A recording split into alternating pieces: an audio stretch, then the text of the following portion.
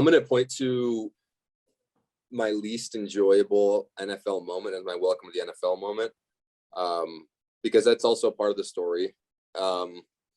This was a couple games after my first touchdown, first and only start. And so like things were going really well. And I was playing a lot of snaps for the Bears as a result of injuries, of course, and found myself in like, we were kind of on a little roll. I think we had won like 3 of the last 4. We were kind of making a playoff push. We were going up to Green Bay for like an afternoon game in Lambeau. They were kind of on a little bit of a slide, and it looked like we might have a chance to make our way into the playoffs, and I'm playing a lot. And so we make this great comeback, and it's towards the end of the game.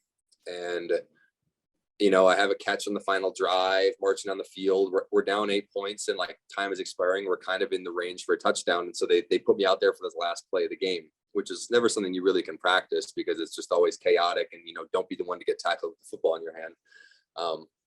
And I go out there, and I'm just a design blocker on the play, go downfield, you know, block someone, don't be the last one with the ball. And then all of a sudden the ball ends up in my hands, you know, as time's expiring. And I'm like, holy shit, like as a rookie in the league, chance to win the game for my team, like this is kind of what you dream about. So I grab that thing and just start to run towards the end zone and get tackled.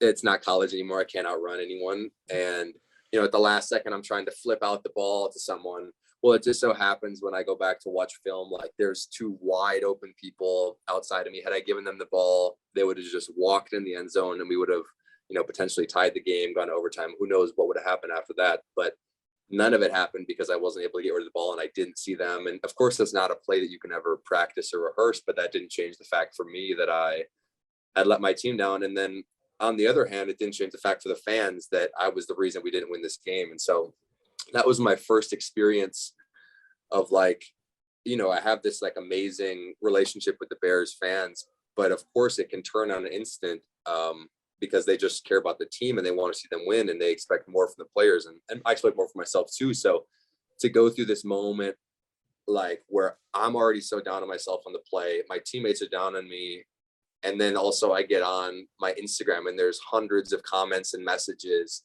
and I get on my Twitter, and it's just like really terrible things because people really care about this game in a way that I never really experienced in high school or college. It was like you could do something wrong, but at the end of the day, people were just fans of the players. Like, you know, they were always going to support Princeton, whether things were going good or bad.